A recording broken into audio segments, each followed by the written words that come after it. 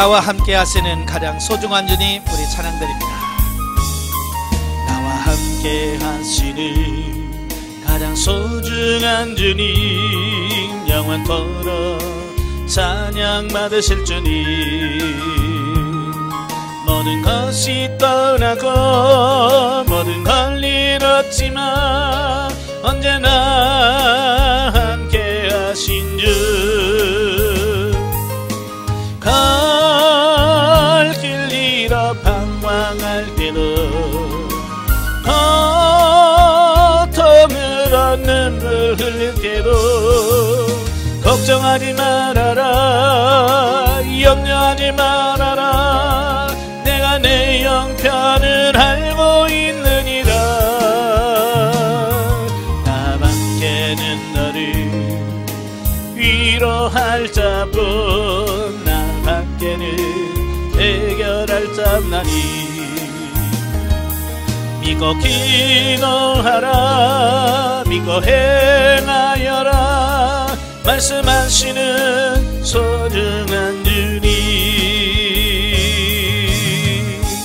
아멘. 기도하겠습니다. 은혜로우신 아버지, 감사합니다. 오늘 이 시간에도 골로새서의 본문 이해를 같이 나누기를 원합니다. 성령께서 우리 지각을 열어주셔서 알게 하시고 생각나게 하고 깨닫게 하옵시며, 우리의 귀를 열어 듣게 하시고 눈을 열어 보게 하시고 우리의 영을 열어 깨달아지는 역사가 있도록 도와주옵소서. 시종은 주님께 맡겨오며 예수님의 이름으로 감사하며 기도합나이다. 아멘. 예, 이 시간에는 교재 56페이지입니다. 교재 56페이지를 보시면 골로새서의 본문 이해가 나오게 되어지는데요.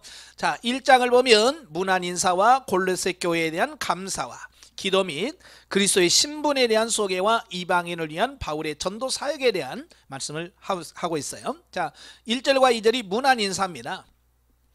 다른 서신서와 똑같이 발신자와 수신자를 밝히고 수신자에 대한 사도적 축복을 통해 공식적인 문안 인사를 함으로써 본서를 시작합니다. 자, 먼저 바울은 하나님의 뜻이란 용어를 사용하여 자신의 사도권의 출처를 신적 기원에 두고 있다. 그러니까 자기 자신이 사도가 된 것은 자기가 되고 싶어서 된 게 아니라 하나님이 자기를 사도로 세우셨다. 자, 이걸 말씀해 주고 있어요.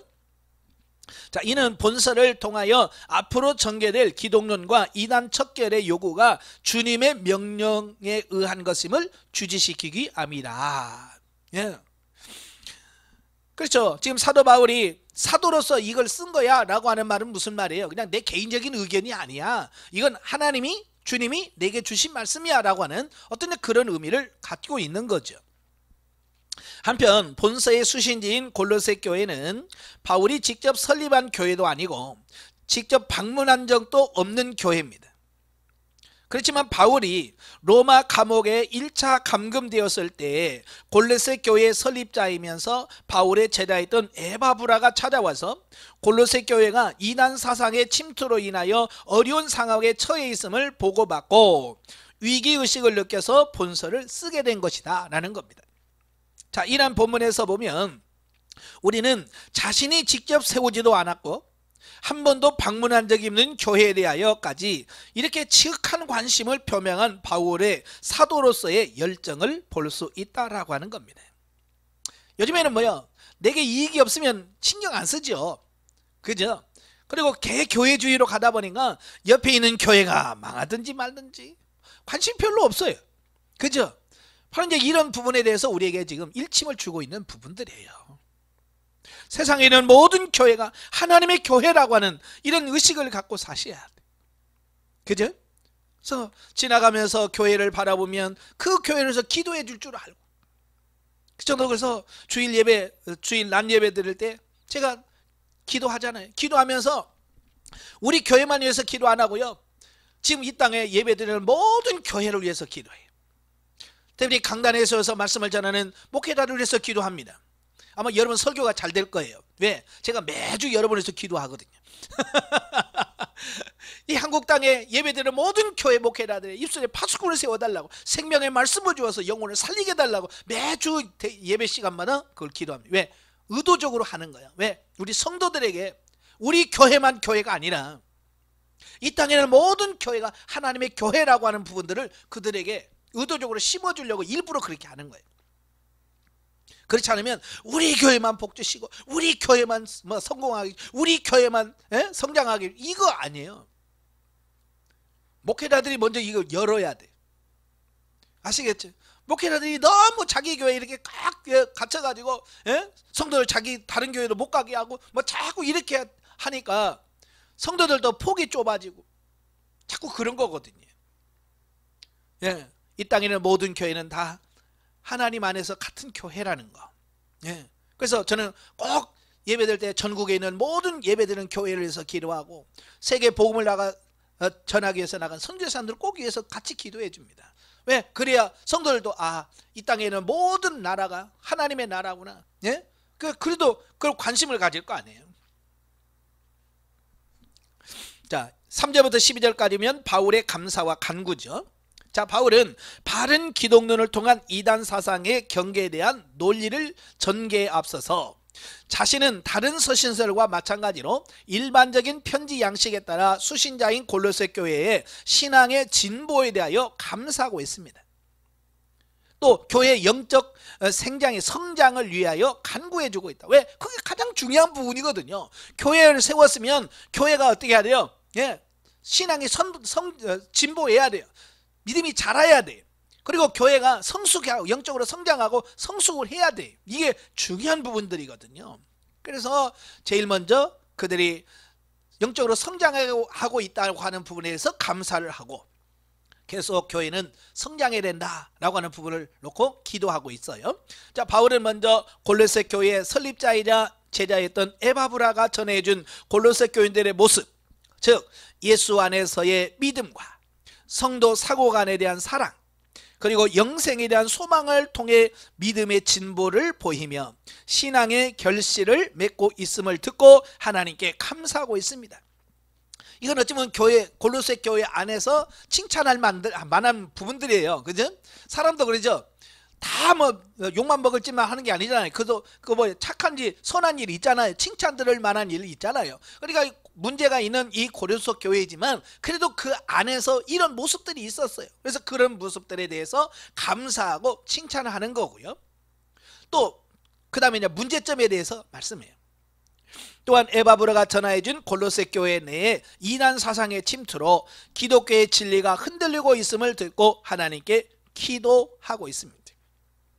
자, 바울이 한 골로새 교인들에 대한 기도의 내용을 보면 첫째, 신령한 지혜와 총명을 주어 하나님의 뜻을 바로 분별할 수 있기를 위해서 기도하고 있습니다.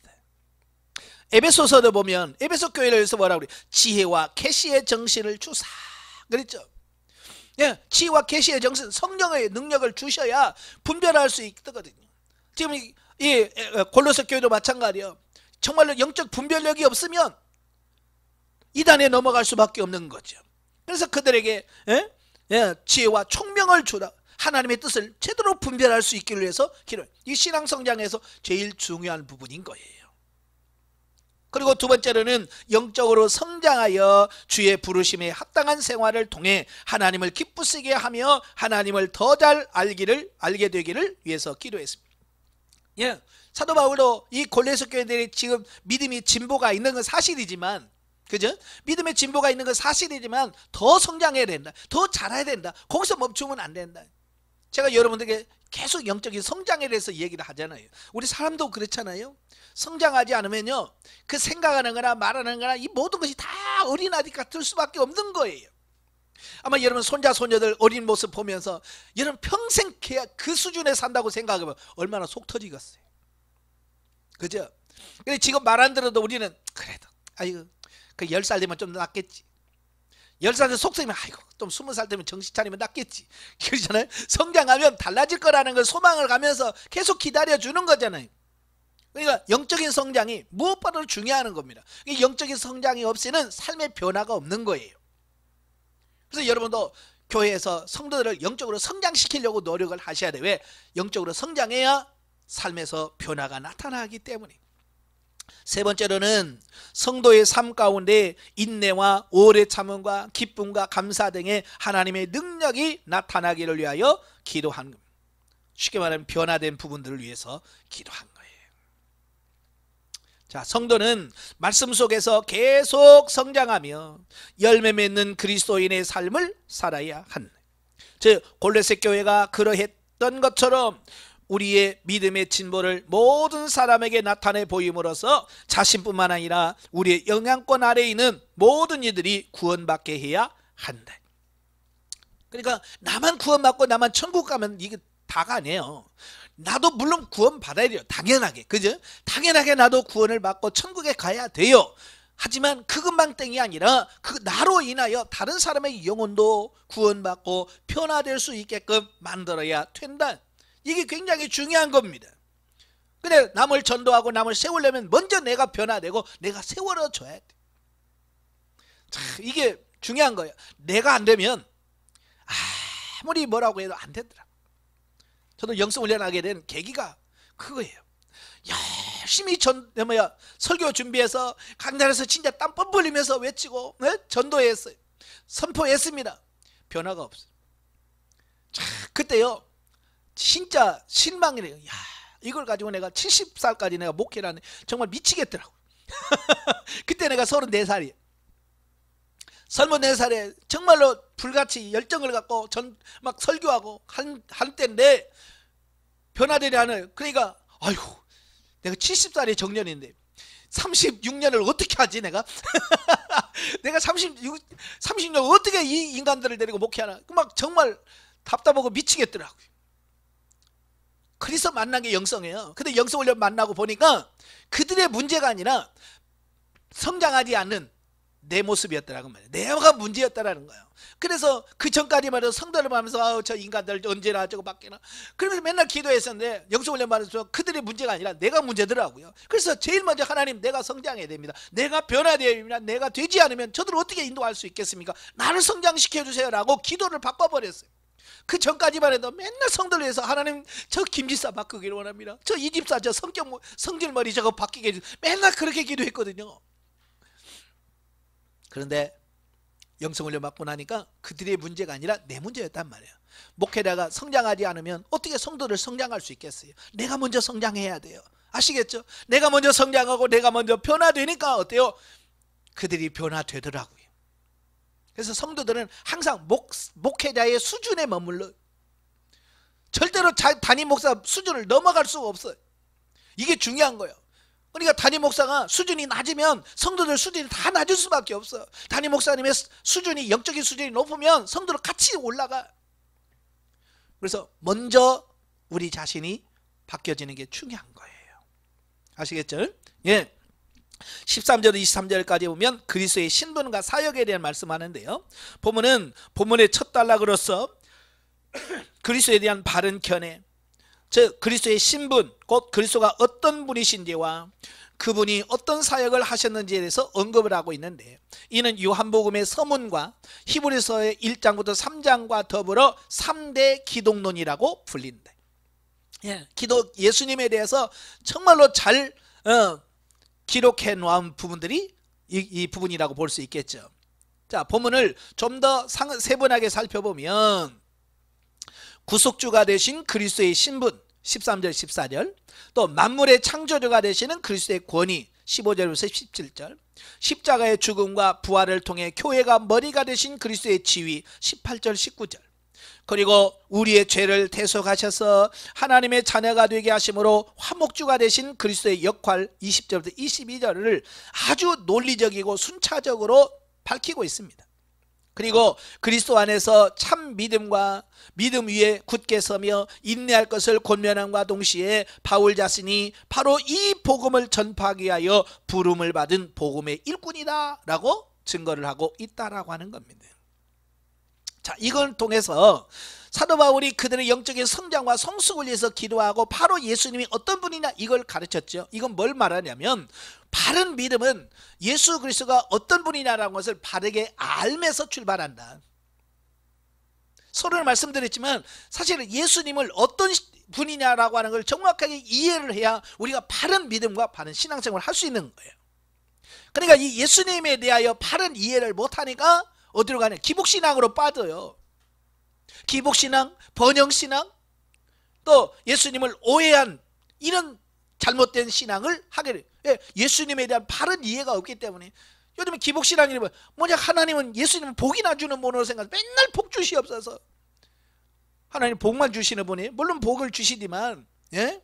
그건 우리가 어떻게 살아야만 되느냐, 사는 게 더 중요한 거잖아요.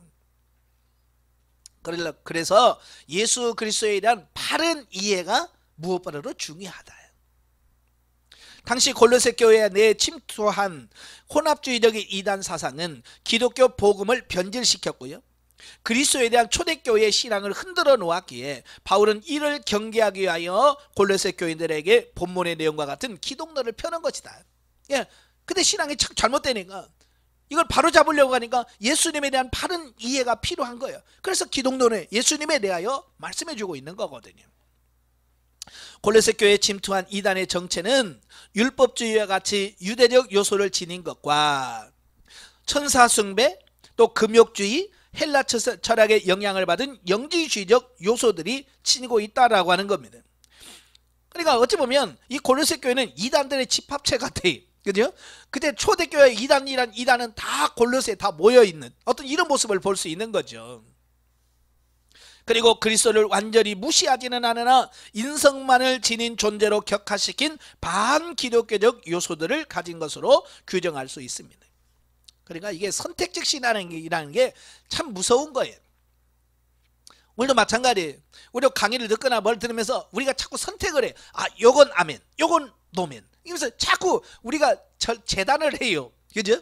그래서 이게 말씀을 선택적으로 자꾸 받아들이고 이게 문제라고 말이에요. 그 전체 말씀 전체를 아멘, 하나님의 말씀입니다라고 부여잡고 전체를 보고 받아들여야 되는데 선택적인 신앙이 문제가 돼요. 자, 본문을 통해 우리는 오늘날에도 예수 그리스도의 신성을 부인하지는 않지만 완전한 신성을 거부한다든지 단지 예수님을 인간으로서 탁월한 분이라고 말하는 사상에 휩쓸려서 믿음에서 떠나는 일이 없도록 하기 위해서는 바른 기독론 위에 바른 신앙을 정립해야만 한다. 그래서 요즘도 예수 안 믿는 사람, 나 예수 믿어, 예수 알지, 세계 3대 성인, 7대 성인 그러면서 예수님은 그냥 단지 인간 중에서 그냥 특별하게 특별한 분, 성인, 3대 성인로 인식을 하려고 하는 어떤 이런 부분을 본다 그 말이에요. 예수님을 몰라서 그래요. 예. 특별히 이단들이 성경을 말하고 예수 그리스도를 말하기 때문에 우리가 속을 수밖에 없어요. 정확하게 모르면 속아 넘어가요. 왜? 그들도 성경책 갖고 있거든요. 예, 그죠? 예수 얘기해요. 그러니까 분별력이 없으면 저들도 다 신앙생활 하나 보다. 예? 그래서 받아들이게 되는 겁니다. 분별력이 필요해요. 24절부터 29절 가면 이방인을 위한 하나님의 구원 계획과 바울의 사역. 자, 본문에서는 복음의 일꾼된 바울 자신의 사역을 구체적으로 언급하면서 자신이 고난을 받는 것은 복음 전파의 사명 때문이며 교회 일꾼으로 부름받은 목적은 지금까지 감추어 있던 하나님의 비밀을 성도들에게 나타내 보이기 위함이라고 말씀하고 있습니다. 여기서 하나님의 비밀은 온 인류를 구원하시고자 하시는 예수 그리스도를 통한 하나님의 구원 계획과 섭리로 유대인들에게만 계시되었던 복음이 이방인들까지도 확장되어서 이제 이방인들도 그리스도를 믿음으로 구원받게 되었다라고 하는 이 비밀을 사도 바울을 통해서 전도하도록 만들었다 그 말이에요. 따라서 그리스도의 교회가 복음을 전하며 하나님으로부터 받은 지혜로 진리를 가르치는 것은 각 사람들로 하여금 그리스도를 주로 영접하여 믿게 할 뿐만 아니라 그리스도 안에서 완전한 자로 서게 하기 위함임을 밝히며 바울 자신도 이를 위하여 수고를 아끼지 않고 있음을 고백하고 있다. 바울이 전도 사역을 위하여 힘을 다해 수고한 바와 같이 성도들 역시 하나님 나라의 확장을 위하여 모든 것을 바치는 충성된 자들이 되어야 할 것이다. 오늘 저와 여러분이 존재하는 이유가 바로 이거예요. 예수 그리스도를 전하고 하나님 나라를 확장해서 단순히 우리 교회 성도들이 숫자 늘리는 이런 측면이 아니라 정말 하나님 앞에 바로 세워지는 성도 한 영혼 한 영혼이 되도록 우리는 최선을 다해야 돼. 영적 이해를 보겠습니다. 자, 믿음이란 지식도 아니고 신념도 아니고 이론도 아닙니다. 믿음이란 말씀을 듣고 믿고 변화를 받아 성숙하여 그 말씀대로 살 수 있는 것이 믿음이에요. 예. 하나님의 섭리를 아는 믿음 안에 현세 천국의 안식 안에 거하는 자들은 세상을 초월할 수 있는 담대함이 생긴다. 몸은 비록 이 땅에 있지만 우리의 생각과 마음이 현세 천국 속에 들어가서 그 삶을 풍성히 누리면 누릴수록 세상에 대한 관심이 적어진다. 그죠? 우리가 영적인 기쁨 안에서 머물면 세상에 관심 없어요. 근데 그게 안 되니까 자꾸 우리는 세상에 관심이 있고 세상에 눈이 자꾸 돌아가는 거거든요. 사도 바울은요, 성령 안에서 신령한 지혜와 총명으로 하나님의 뜻을 아는 지식으로 채워지면 범사의 말씀대로 살 수 있는 진리를 알았다. 우리는 범사에 하나님을 아는 지식이 자라갈수록 환난과 고난이 오더라도 하나님의 뜻을 알게 되어 그 속에서 기뻐하고 감사하고 찬송할 수 있는 자가 될 것이다. 아멘. 그래서 저와 여러분이 하나님을 아는 영적 지식으로 더 자라가고 성숙해 가셔야 합니다. 자녀에 대한 부모의 사랑은 이 땅에서 하나님의 사랑을 가장 잘 보여주는 모형입니다. 부모와 자녀 간의 진한 사랑은 서로의 유익을 먼저 생각합니다. 이와 같이 하나님과 우리의 관계도 친아버지와 자녀의 관계처럼 밀접하고 애정 있는 관계가 되어야 한다. 하나님은 우리에게 적극적인 사랑의 대상이 되어야 한다. 예. 부모와 자식 간에는 이기적인 사랑이 아니잖아요. 그죠? 헌신하는 거예요. 저도 해보니까 주고도 또 주고 싶고 해주고 더 잘해주고 싶은 게 마음인 거예요. 바로 이런 마음이 하나님과 우리의 관계에서도 이루어진다 그 말이에요.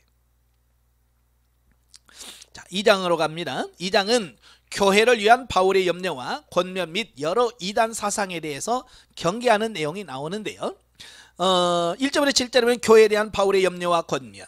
자, 본문에서 바울은 골로새 교회에 대한 자신의 염려와 관심을 표명하는데 사실 골로새 교회는 바울이 세운 교회가 아니었으며 그들과 얼굴을 대면한 적도 없었지만 골로새 교회 이단 사상이 침투해 그릇된 교리가 성행하고 교회가 분열될 위기에 처했다는 소식을 접한 바울은 비록 자신은 죄수의 몸으로 로마 옥중에 갇혀 있었으나 마음은 골로새 교회인들에게 있었다라고 하는 겁니다. 한편 바울이 염려하는 것은 저들로 하여금 성도 간의 마음의 위안과 사랑의 연합, 원만한 이해 그리고 하나님의 비밀인 그리스도를 깨닫게 하려는 데 있었다라고 하는 겁니다. 이게 세상 염려가 아니에요. 영적인 염려가 있는 거예요. 어떻게 하면 저들을 영적으로 바르게 세울 수 있을까? 이걸 염려하는 거예요. 즉 바울은 골로새 교회 교인들로 하여금 참된 지혜와 지식은 그리스도 안에 풍성히 감추어져 있음을 깨닫게 하여 어떠한 이단 사상의 속음에도 빠지지 않게 하려 한 것이다 라고 하는 겁니다. 그러니까 지금 바울은 그리스도 안에 다 있다. 그리스도 안에 다 있다. 완벽하게. 그래서 뭔가 부족한 것처럼 다른 걸 찾아서는 안 된다 그 얘기예요. 아시겠죠? 예, 천국 예수만 믿으면 가. 그러면 되지. 아, 예수 말고 뭐 더 뭐 없어? 예수 말고 뭐 다른 거 뭐 있나? 이런 거 찾아보지 말라는 거예요. 예수 안에 다 있다. 그걸 얘기하고 있는 거예요. 그리고 바울은 그리스도 예수를 주로 신앙 고백하는 골로새 교인들을 향해서 세 가지 권면을 합니다. 첫째는 그리스도 안에서 행해라. 예, 뭐든지 그리스도 안에서 행하라. 제가 여러분들에게 늘 하나님께 묻고 행하라고 그랬죠. 예, 묻고 행하는 그게 뭐니까 그리스도 안에서 행하는 가장 첫걸음이에요. 아시겠죠? 예. 둘째는 그리스도 안에서 신앙의 뿌리를 깊이 받고 지속적으로 성장해 가는 거예요. 그리스도 안에서. 셋째는 맡은 바 하나님의 은혜에 감사의 생활로 응답하라는 것이다. 즉 그리스도에 대한 정확한 지식과 굳은 믿음으로 여러 이단 사상의 유혹을 물리칠 것을 촉구하는 것이다 그 말이에요. 자, 여러분 하와가 왜 사단의 유혹에 미혹돼서 넘어갑니까?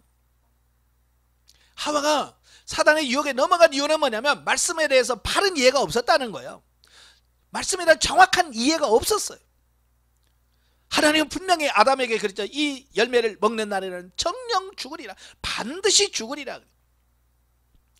근데 하와가 뱀에게 한 말을 들어보면 그렇게 얘기해요? 아니잖아요. 이거 먹지도 말고 보지도 말고 만지지도 말고 이거 먹으면 죽을까 하노라 그래. 언제 죽을까 하노라 그랬어요. 반드시 죽는다 그랬지. 이렇게 말씀을 아는데 어설프게 아니까 넘어가는 거예요. 오늘 저와 여러분도 마찬가지예요. 성경을 알 때 어설프게 알면 넘어가. 그러니까 교인들이 정말 믿음이 있지만 믿음이 어설퍼. 그죠? 말씀도 어설퍼.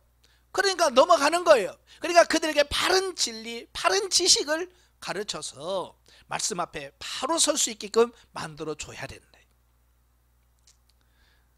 자, 8절부터 23절까지 보면 그릇된 교훈에 대한 경계. 자, 본문의 바울은 골로새 교회에 침투한 여러 이단 사상들에 대하여 그리스도의 계시와 신앙에 비추어 논박하면서 먼저 당시 골로새 교회에 있었던 여러 이단들의 사상들이 모두 그리스도의 충만과는 대조되는 공허한 것임을 밝힌다. 그래서 공허라고 하는 것은 비어있는 거죠. 이게 헛된 속임수라고 하는 거예요. 그게 겉으로는 뭐가 막 있는 것 같은데 열매가 없는 거예요. 실속이 없는 거예요. 제가 빵집에 가보니까요, 이렇게 커가지고 먹음직한 빵이 있더라고요. 근데 이름이 공갈빵이에요. 보셨어요? 왜 이게 공갈빵이냐 그랬더니 겉에는 아주 크고요 맛있어 보이는데요 그 안에 텅 비었어요. 팍 누르니까 팍 들어가.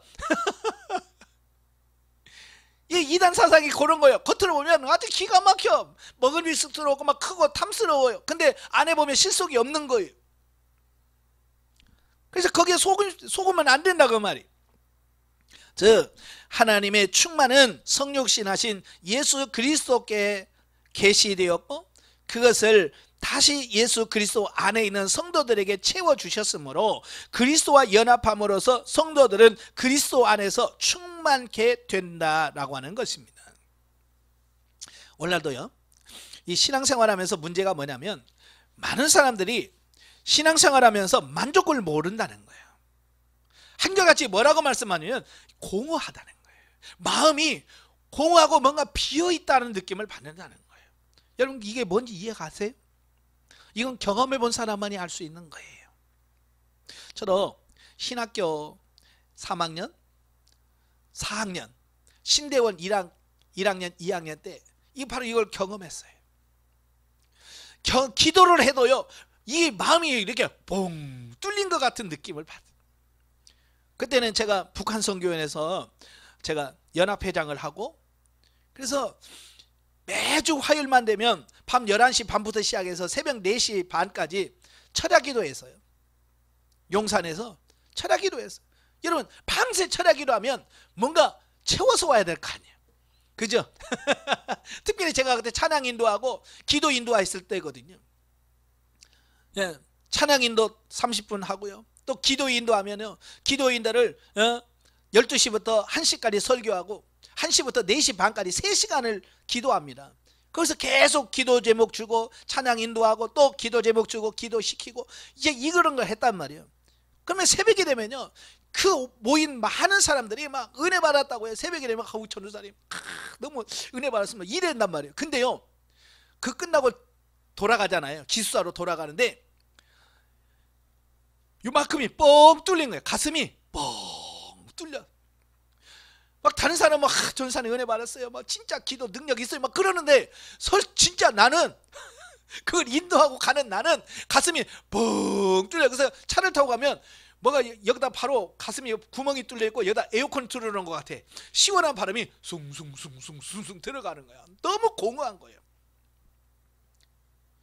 지금 태국에 선교사님으로 가셨는데 그분이 승용차를 갖고 있어서 저 항상 기도하러 왔다가 가고 그랬거든요. 제가 가면서 전도사님 나는 왜 이렇게 공허할까? 다른 사람들 그렇게 은혜 받았다고 기도 그렇게 잘해서 너무 좋다고 하는데 왜 나는 이렇게 공허할까? 그걸 이해를 못 하겠는 거예요. 내가 그냥 나이트나 이런 데 가서 막 춤이나 추고 아이고 공허해, 그럼 이해가 되잖아요. 기도 안 하고 네가 그러니까 공허하지라고 하는데, 나는 지금 기도에 인도했어요. 기도했어요. 그런데 나는 공허하단 말이에요. 그게 이해가 안 되는 거예요. 왜? 그러니까 그때 전도사님이죠. 그때 전도사님 뭐라고 하잖아요. 아이고 밤새 기도 찬양 인도하고 기도 인도하는 그 다 쏟아서 공허하지. 그분도 이런 맛을 못 봤으니까. 그러니까 아유 그런가 보네. 저도 그게 맞는 줄 알았어요. 근데 나중에 보니까 그게 아니더라고요. 내가 채워져야 되는데 내가 채워짐이 없었던 거예요. 그리스도 안에 충만한 상태, 내가 들어가 있어야 되는데 내가 충만하지 않은 상태 사역만 하니까 뭐요? 비어버리는 거예요. 근데 이게 언제 해결되냐면 제가 영수훈련 받고 해결이 됐어요. 목회하면서도요, 제가 목회하면서 그냥 놀고 목회한 게 아니에요. 저도 목회하면서 하루에 5시간씩 기도하면서요, 5시간씩 기도하고 4시간씩 성경 읽었어요. 그런데도 공허한 거예요. 참, 이거 요즘에 그걸 보니 이제 상담하면서 많은 분들이 목사님 공허해요, 이 소리를 많이 들어요. 그 제가 경험했잖아요. 그렇죠. 그분들을 보면 다 전도 열심히 하신 분들이요, 성경 많이 보신 분들이고요, 봉사 많이 하신 분들이고요, 그래도 교회에서 그래도 잘 나간다고 하신 분들이에요. 근데 그분들이 한결같이 뭐래? 공허하다는 거예요. 왜? 그리스도 안에서 충만하게 채워지지 않으니까 그런 현상이 벌어지는 거예요. 사도 바울이 바로 그리스도와 연합해서 그리스도 안에서 그리스도로 충만하게 채워지지 않으면 공허할 수밖에 없다라고 말씀해 주고 있는 거예요. 그리고 바울은 그 당시 골로새 교회에 유행했던 다양한 이단적 사상들을 조목조목 다루면서 그 허구성을 밝히는데, 첫 번째로 바울이 거론하는 것은 할례를 행하며 율법의 규정을 따라 먹고 마시는 것과 절기, 안식일 등의 율법과 전통 준수를 강조하는 율법주의에 대하여 11절, 17절에 언급합니다. 이에 대하여 바울은 심판하는 일은 오직 하나님께서만 하실 수 있는 일이며 율법의 실체이신 그리스도께서 오셨는데도 아직도 그림자에 불과한 율법에 머문다는 것은 어리석은 짓이라고 하는 것을 밝힘으로써 그 허구성을 지적해주고 있다. 예, 구약의 제사나 이런 모든 정결예법은 예수 그리스도가 오시기 전까지만 있는 거예요. 예수 그리스도가 오시면 이건 다 완성이 됐어요. 더 이상 그래서 구약의 율법이라든지 여기에 매일 필요가 없습니다. 왜? 이미 성취되었기 때문에. 두 번째로 천사 숭배에 관한 부분이에요. 그들은 인간이 하나님을 직접 예배하는 것은 교만한 일로서 중보자로서의 천사들을 숭배해야 된다라고 어쩌면 그럴듯한 이론 아닙니까? 그죠? 진리를 모르면 그럴 수도 있겠다, 그럴 수 있잖아요. 만약에 여러분 신앙을 제대로 모르면 다른 사람이 누가 그런 얘기하면 쏠깃 할 거 아니에요. 그죠? 예. 이것은 그리스도의 중보자로서의 역할을 무효화시키려고 하는 시도입니다. 오직 하나님만이 중보자인데 천사를 중보자로 세움으로 그리스도의 중보 사역을 빼버리는 거죠. 그래서 바울은 머리와 몸의 비유로 그리스도와 성도의 관계를 설명합니다. 사실 몸이 머리 없이 생명력을 소유할 수 없듯이 성도는 그리스도와 연합함으로써 생명력을 지내며 자랄 수 있다라고 말합니다. 왜냐하면 그리스도는 교회의 머리시며 성도는 그의 몸, 즉 지체들이기 때문이다. 그런데 저들은 머리 대신 그리스도를 제외하고 있는 것이다. 따라서 머리 없는 천사 숭배 이단자들에게 생명도 없고 자람도 없고 오직 허무함만 있을 뿐이다 라고 가르치는 겁니다. 그렇잖아요. 여러분 몸에서 머리 없어져 봐, 어떻게 살아요? 못 살지. 교회에 머리가 되신 예수 그리스도가 없으면 생명력이 없는 거예요. 셋째로 인간이 만든 규정으로 하나님을 지지를 얻는 수단으로 여기며 이를 강요하는 금욕주의자들에 대해서 경고하고 있습니다.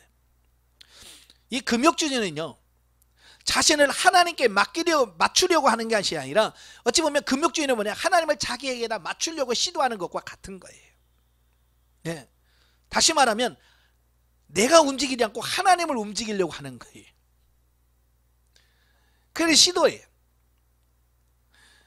그래서 이 금욕주의라고 하는 것은 이 성경에서 진리에서 벗어난 거예요. 자, 마지막으로 바울은 이 모든 것을 종합하여 모든 이단들은 하나님의 계시가 아니라 단지 인간이 만든 규정이므로 무가치하며 오히려 유익을 주지 못한다는 결론을 내리게 됩니다. 모든 이단의 공통점은 구원에 이르는 참 진리를 교묘하게 바꾸어서 그리스도께서 주신 참 자유를 빼앗으며 궁극적으로 인간을 멸망케 한다는 겁니다. 모든 이단의 공통점이 이거예요. 예. 따라서 우리는 본문을 통하여 인간인 동시에 하나님이시며 육신으로 이 땅에 오셔서 사망 권세를 이기고 부활하신 그리스도와 영적으로 연합하면 성도들과의 참 자유를 얻을 뿐만 아니라 이러한 이단 사상을 능히 이겨낼 수 있다라고 교훈하고 있습니다. 자, 영적에 봅니다. 자, 하늘의 신령한 진리와 지식을 얻지 못하면 감정과 경험에 근거한 신앙에 빠지기 쉽다. 예, 지금 대부분의 성도들이요 이런 신앙생활을 하고 있습니다. 예, 그런데 여러분 이건 다 사람마다 달라요. 감정과 경험은 사람마다 다 달라. 그죠? 상황에 또 달라요. 그렇다면 이게 제대로 된 신앙이 될 수가 없다는 거예요. 그래서 기분 좋으면 오늘은 믿음이 있는 것처럼 보이고 기분 나쁘면 갑자기 믿음이 없어져 버리고, 예, 감정에 따라서 변하기 때문에 그런 거예요. 그건 참 신앙이 아니죠. 지식을 통해서 습득하는 세상 지혜와 성령으로 변화를 받고 말씀을 쫓아 성령 안에 살아감으로 얻어지는 신령한 지혜는 전혀 다른 겁니다. 우리가 진리와 성령으로 하나님의 거룩하심으로 충만하게 되면 형용할 수 없는 은혜와 생명이 그 안에 넘치는 것을 알 수 있다. 자, 진정한 할례는 육체에 하는 것이 아니라, 유대인들의 실수가 이거예요. 자꾸 몸에 하는 할례만 진짜라고 하는데, 사도 바울은 몸에 하는 할례는 그게 할례가 아니다. 진짜 할례는 마음에 하는 것이고 예수 그리스도를 본받는 거다.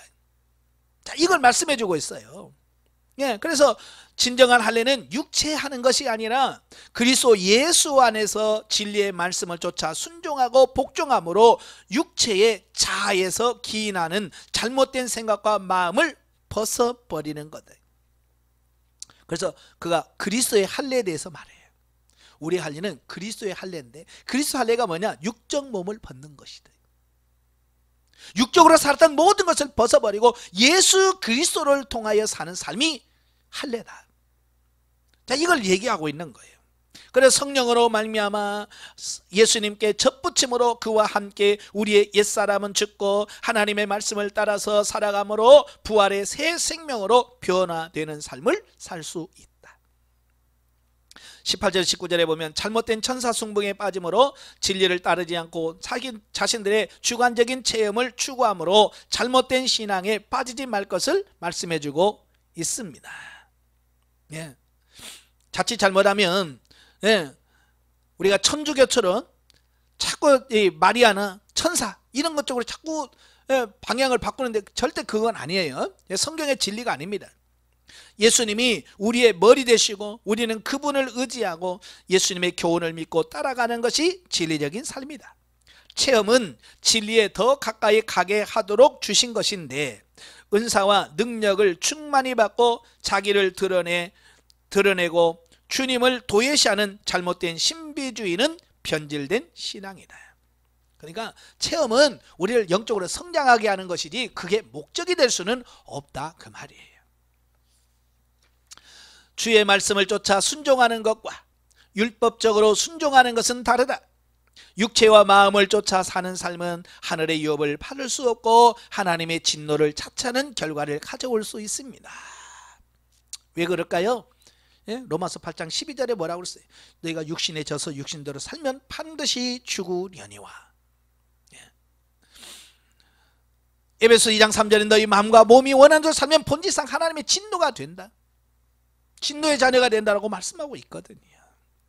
육신으로는 하나님의 진노를 자처할 수밖에 없습니다. 3장으로 가지요.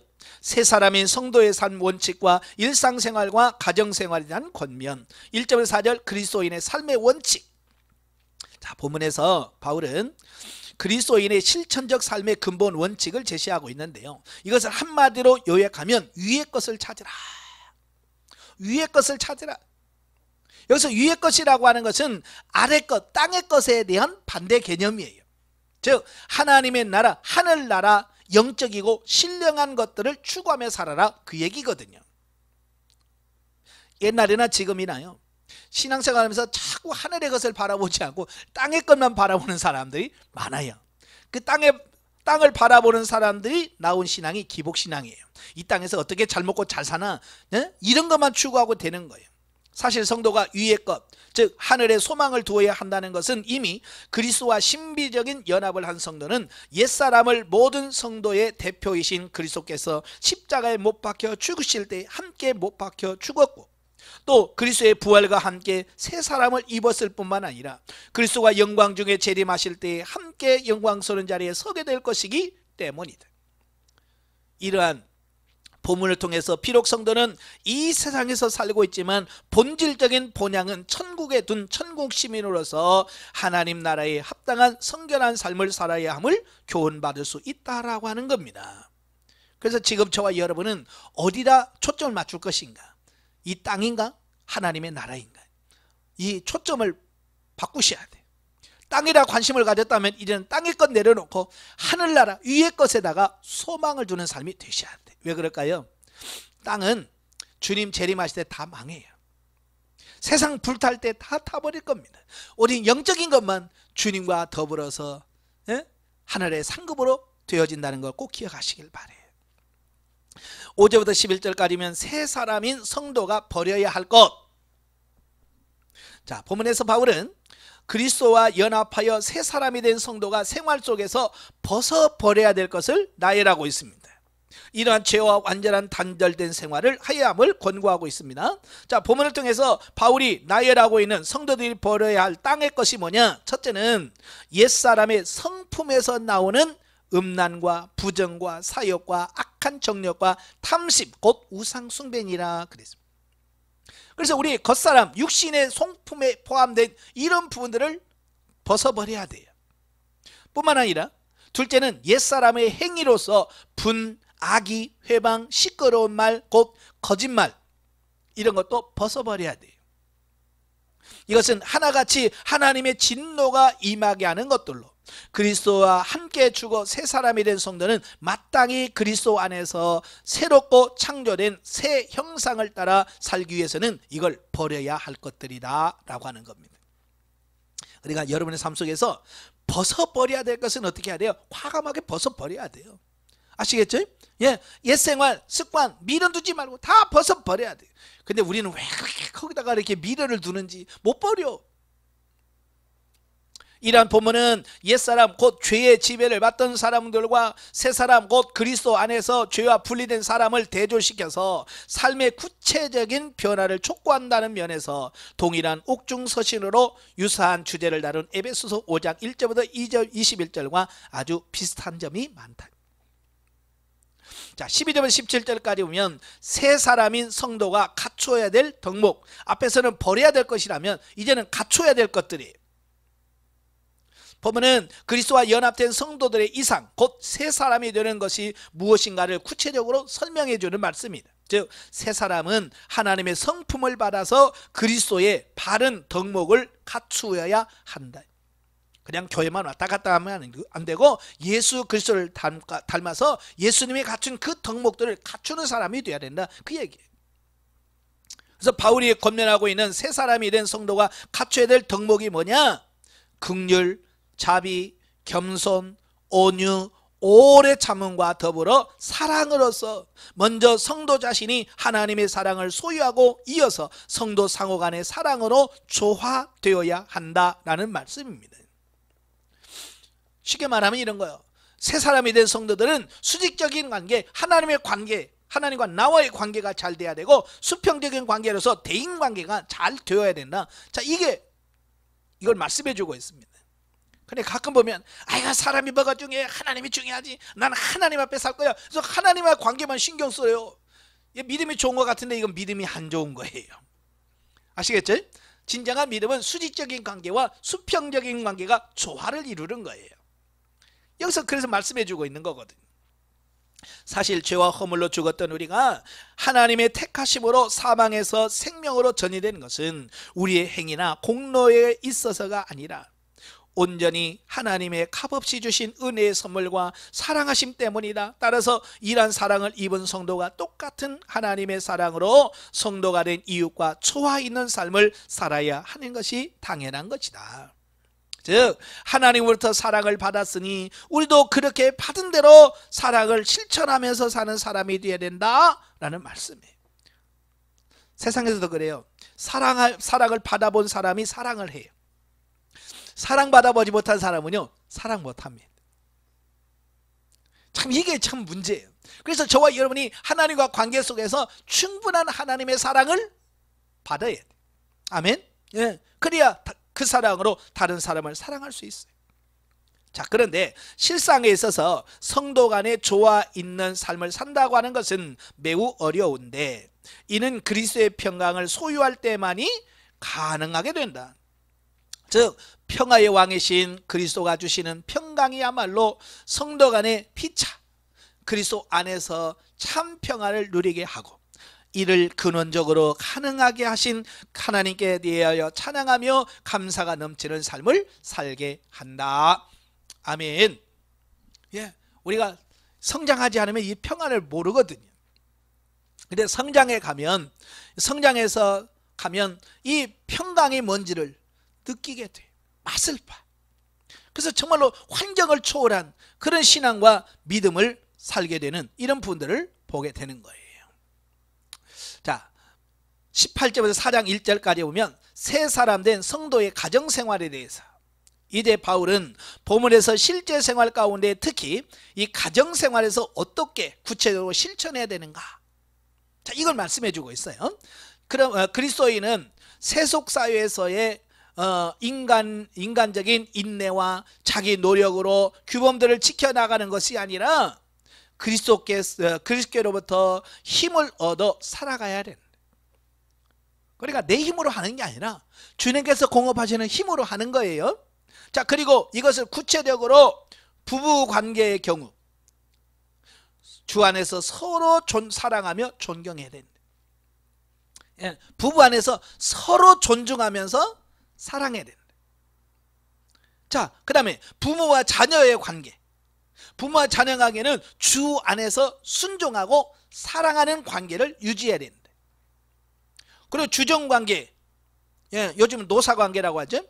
이 노사관계에서는 주를 두려워하는 마음과 성실함과 의와 공평으로 나타나야 된다.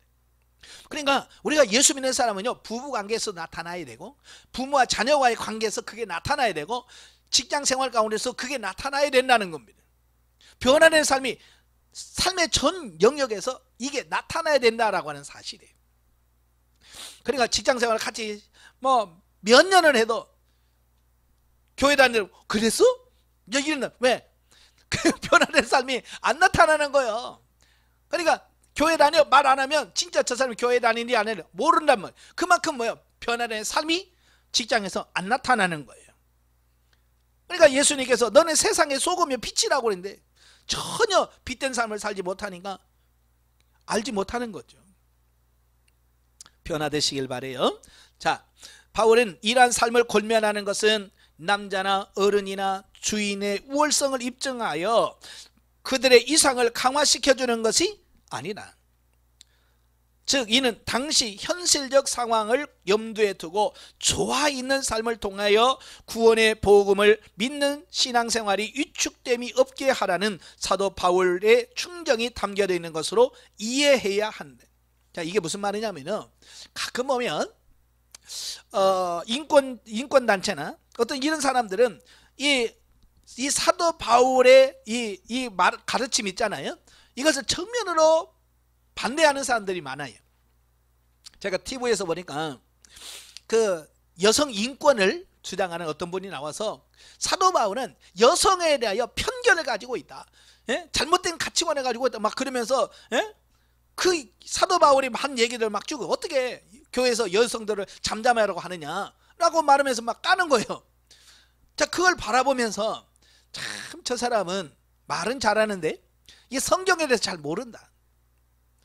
우리가 이걸 이해하려면 지금의 가치관으로 보면 사도 바울의 가르침이 맞지 않아요.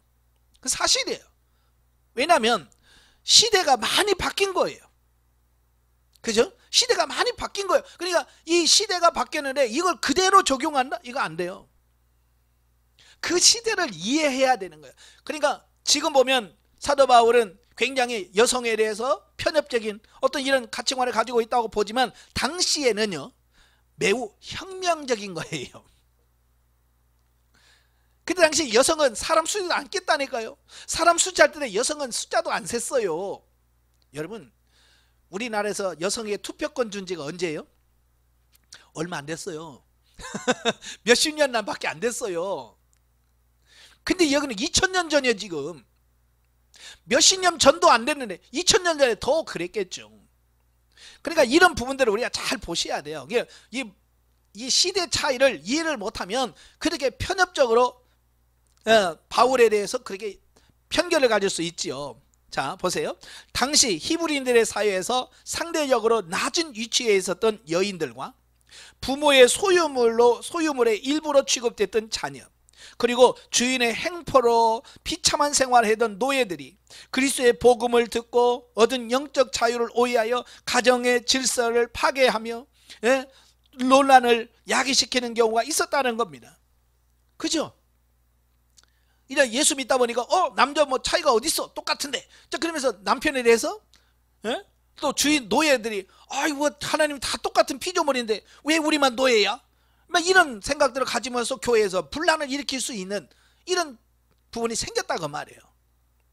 그래서 그런 상황에서 바울은 모든 사람이 하나님의 형상대로 지음받은 존엄성을 지닌 인간이므로 이에 대한 침해가 없어야 함을 전제하면서도 맡은 바 직무에 충실하여 성도의 덕을 지키면서 마땅히 구현해 가야 할 그리스도의 생활 지침을 제시함으로써 그리스도의 공의와 사랑을 드러내고 있는 거예요.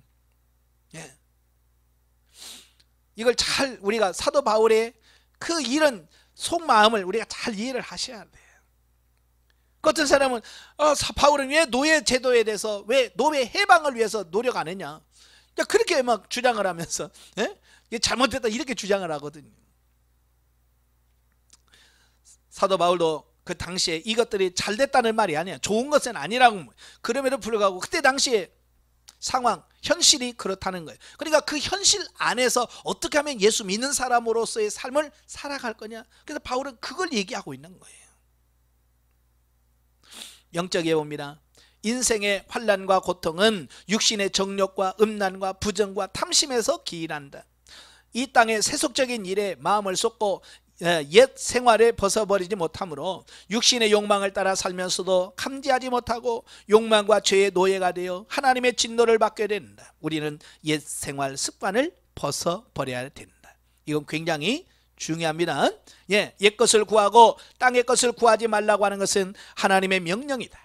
우리는 주님이 재림하신 날 영광스럽고 신령하고 거룩한 모습으로 변화될 것이며 영원한 기업을 받을 자들이다.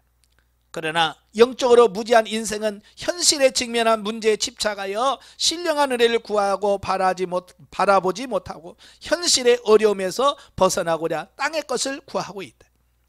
그래서 오늘 우리도 땅에 속한 사람은 현실, 육신적인 것 많이 해서 살아가는 거예요. 결과는 뭐예요? 육신이 망할 때 같이 망하는 거예요.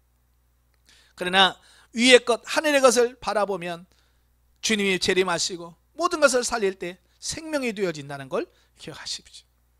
성도가 주님을 두려워하는 마음으로 가족과 이웃을 섬길 때 주님을 섬기는 것이 되어 현세와 내세에서 상을 받지만 불의를 행하면 결국은 자신에게 화를 자처하게 된다는 거 꼭 기억하시고 4장으로 갑니다. 성도의 기도와 사회생활 권면과 바울의 개인적인 추천 및 문안과 축도에 대한 말씀입니다. 자, 2절부터 6절에 보면 새 사람인 성도의 기도 생활과 사회 생활에 대해서 본문에서 바울은 성도의 기도 생활과 사회에서 불신자들을 향해서 취해야 할 바람직한 자세를 권고하고 있습니다. 사실 전능하신 하나님의 도우심을 구하는 기도 없이는 사단의 세력이 기승을 부리는 이 세상에서 새 사람을 입은 성도로서의 성결 생활이 지속될 수가 없다. 맞아요. 기도 없이는 이 땅에서 승리할 수가 없어요. 저도 가면 갈수록 느끼는 게 뭐냐면 정말 기도 없이는 할 수가 없구나. 정말 이 시대에 정말 필요한 건 기도밖에 없구나. 이걸 깨닫게 돼요. 우리 목회자인 저와 여러분들이 몸소 이걸 기도하는 삶을 실천하시길 바래요. 아시겠죠? 예. 그래서 바울은 골로새 교인들에게 지속적으로 깨어 기도하되 감사함으로 기도할 것을 당부하고 있습니다. 아마 여러분 아침에 출근하면서 핸드폰 배터리가 얼마나 있는지 점검하셨을 거예요. 그죠? 그래서 충전이 얼마 안 됐으면 충전기에 꽂아서 충전시켜서 100% 아마 하고 나왔을 거예요. 저도 아침에 확인하고 100% 충전하고 나왔습니다. 이게 뭐예요? 핸드폰에 배터리가 충전되지 않으면 사용할 수가 없는 것처럼 우리가 성령으로 충만치 않으면 영적인 삶을 살고 싶어도 살 수 없게 되어진다. 이걸 말씀해요. 그래서 매일같이 우리가 핸드폰을 충전하듯이 우리가 영적으로도 기도로서 충전하는 삶이 계속 되어야 우리가 영적인 삶을 유지할 수 있게 되어지는 겁니다. 특히 바울은요, 전도의 문이 열려 자유로이 복음을 전할 수 있게 되기를 위하여 중보 기도해야 될 것을 요청합니다. 예, 바울은 자기도 기도하지만 자기 자신을 위해서 좀 기도해 달라고 중보 기도를 요청합니다. 그러나 이는 바울이 로마의 옥중에서 풀려나기를 소원한 것이라고 단정할 수는 없다. 다만 어느 곳에 있든지, 즉 로마의 옥중에 있든지 아니면 자유로운 몸이 되든지 간에 바울은 자신을 땅끝까지 이르러 내 증인이 되라고 하시는 그리스도의 지상명령을 쫓아 선교의 사명을 다할 수 있기를 위하여 소원한 것이라고 말할 수 있겠다. 하지만 사도 바울이 감옥에 나가는 게 목적이라면 야, 나 지금 빨리 감옥에서 나가게 해달라고 기도해달라고 기도했을 건데, 바울은 로마의 옥중에서 풀려나기를 위해서 기도해달라고 하는 것이 아니라 내게 전도의 문이 열려 자유롭게 복음을 전할 수 있게 해달라고 기도하는 거예요. 그러니까 자기가 중심이 아니라 하나님의 뜻, 하나님의 섭리, 이게 더 주 기도의 제목이었다는 것을 보게 되는 거예요. 그리고 이어서 바울은 골로새 교인들을 향해서 마지막 당부의 말을 합니다. 즉 성도는 불신자들 앞에서 시간 사용을 지혜롭게 하라. 세월을 아끼라. 그리고 언행에 있어서 은혜 끼치는 생활을 함으로써 불신자들을 그리스도께로 인도해야 된다라는 것을 말씀해 주고 있습니다. 그러니까요, 우리 예수 믿는 사람은 첫째, 세월을 아껴 시간 활용을 잘해야 돼. 그리고 말에 실수가 없어야 돼. 근데 예수 믿는 사람의 말에 실수가 너무 많아요. 말이 앞서고 행동은 안 따라와. 그러니까 오직 했으면 예수쟁이 말쟁이 그렇겠어요. 그죠?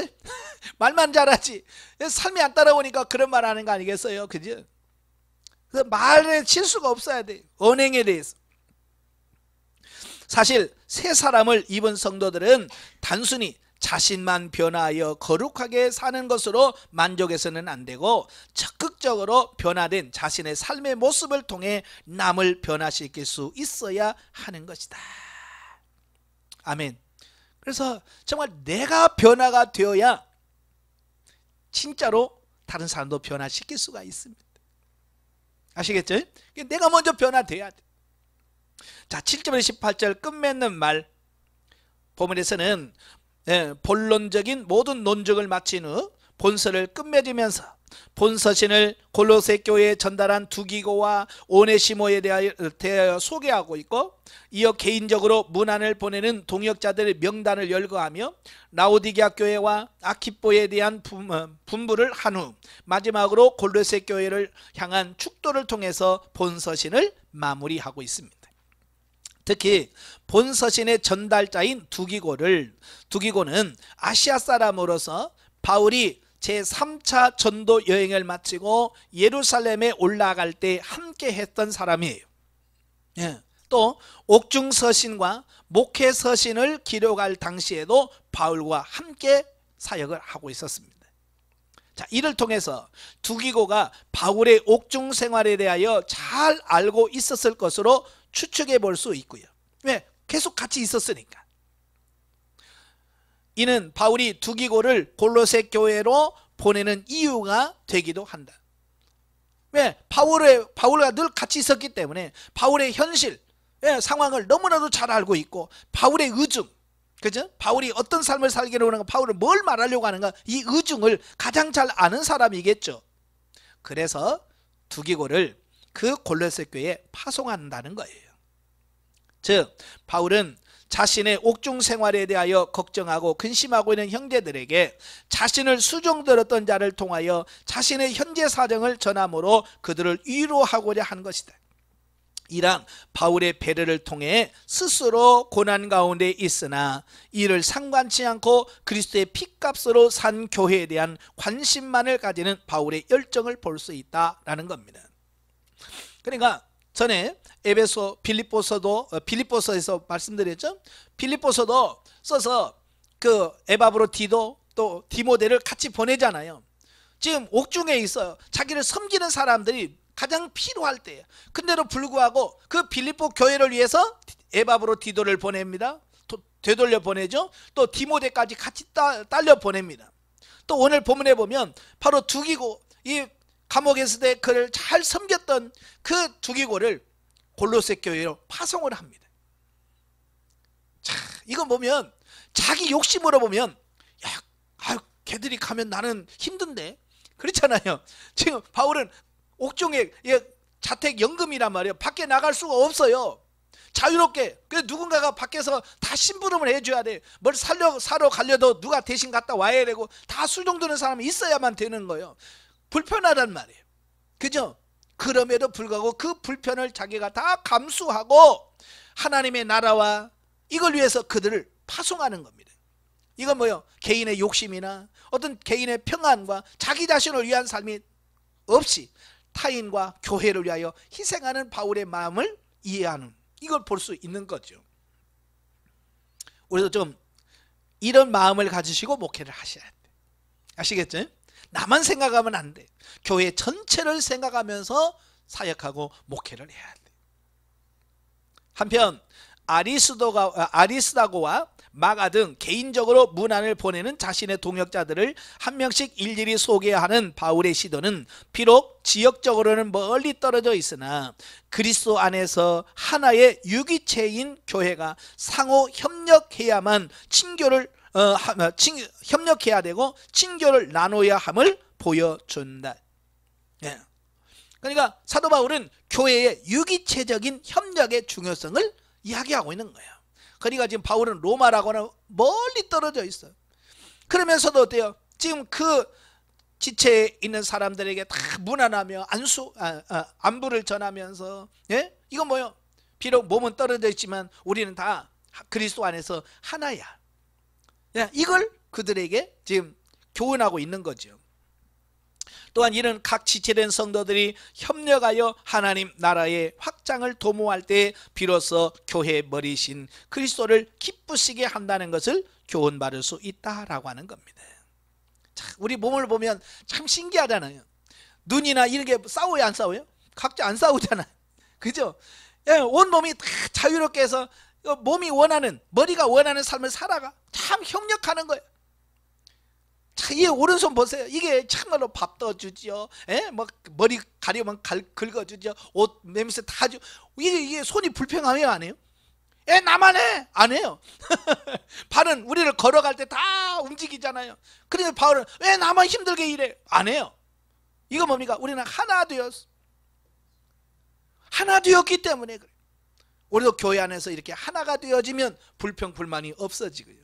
자기 각자의 주어진 사명을 잘 감당할 수 있는 삶이 되어지는 거예요. 이런 유기적인 교회가 되길 바랍니다. 자, 영적에 보죠. 우리는 하늘의 신령한 지혜를 따라 행하되 세월을 아껴야 한다. 여기서 세월을 아껴야 된다는 말은 짜임새 있는 생활을 강조하고 있는 거예요. 저는 그래요.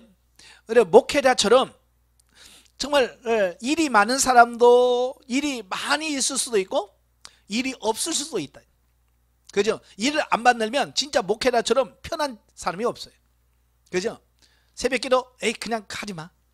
수요 예배 우리는 일주일에 예배만 한 번만 드려. 그러면 참 목사가 참 편하게 목회할 수 있어요. 그죠? 그렇게 목회하고 안 되겠죠. 근데 또 목회는 또 너무 일을 많이 만들어가지고 막 월요일부터 토요일까지 막 쉬는 날 없이 또 뺑뺑이 돌리는 이런 목회자도 있거든요. 누가 나을까요? 조화롭게 이걸 잘하는 게 중요하겠죠. 그래서 이 시간을 아주 짜임새 있게 보내는 그런 삶이 되셔야 돼요. 아시겠죠?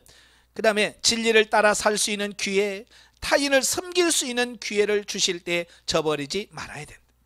참 기회는 날이면 날마다 있는 게 아니더라. 다 때가 있어. 어느 분이 저한테 그래요. 목사님 너무 그렇게 무리하지 마세요. 그래요 저한테. 너무 무리하지 마세요. 그래야 뭐 나중에 오래 해야 될 텐데 너무 힘쓰고 그러시면 나중에 못합니다. 그러면서 저한테 그런 말씀을 하시더라고요. 네 맞습니다.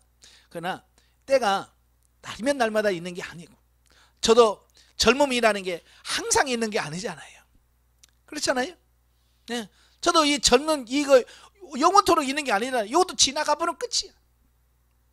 그래서 지금 힘이 있을 때 이런 기회가 있을 때 하나님 말씀을 전하는 거예요. 나중에 저도 육신에 힘이 없을 때가 있겠죠. 강단에 서고 싶어도 다리에 힘이 없어서 못 쓸 때가 있을 거예요. 그죠? 그때 가서 아이고 더 해야 되는데 그래봐야 소용없어요. 그러니까 그 전에 내가 힘 있을 때 하는 거예요. 아시겠죠? 여러분도 마찬가지. 여러분에게 하나님께서 힘 주셨을 때 전도하고 기도하고 말씀 보고 승리할 수 있기를 바랍니다. 기도하겠습니다. 은혜로우신 아버지, 사도 바울의 골로새 교회를 향해서 참으로 충고하며 권면하면서 같이 세워가기를 바라는 그 마음 중심을 봅니다. 오늘 그 사도 바울의 그 외침이 오늘 우리들의 삶 속에 들려지게 하시고 깨달아지게 하여 주셔서 사도 바울이 권면했던 그 말씀들이 우리의 사역지에서 이루어질 수 있도록 도와주옵소서.